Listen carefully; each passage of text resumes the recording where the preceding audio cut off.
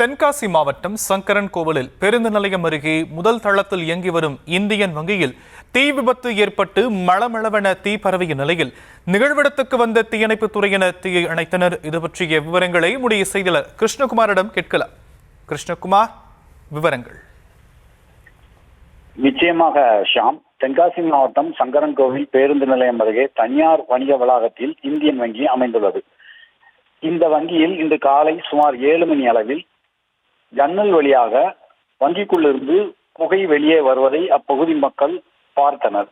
இதனையடுத்து சங்கரன்கோவில் தீயணைப்பு மற்றும் மீட்புத் துறையினருக்கு தகவல் கொடுத்தனர். தீயணைப்பு துறையினர் சம்பவ இடத்திற்கு விரைந்து வந்து தீயை போராடி அணைத்தனர்.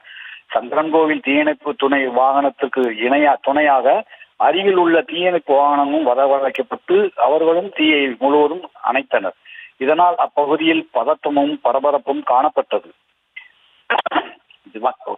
வங்கியில் உள்ள ஆவணங்கள், எலக்ட்ரானிக் பொருட்கள் அனைத்தும் தீயில் எரிந்து சாம்பலானது. சம்பவத்தை அறிந்த சங்கரன்கோவில் மற்றும் சுற்றுவட்டார பகுதிகளில் உள்ள இந்தியன் வங்கி ஊழியர்கள் அனைவரும் சம்பவ இடத்திற்கு விரைந்து வந்தனர். தற்போது மின்சார வாரியத்தினர் தீ எரிந்த பகுதியை பார்வையிட்டு ஆய்வு மேற்கொண்டு வருகின்றனர். இந்தியன் வங்கியில் தீ எரிந்த சம்பவம் அறிந்த வங்கியில் கணக்கு வைத்திருக்கும் பொதுமக்கள் ஒவ்வொருவராக தற்போது வங்கியின் முன் கூடி வருகின்றனர்.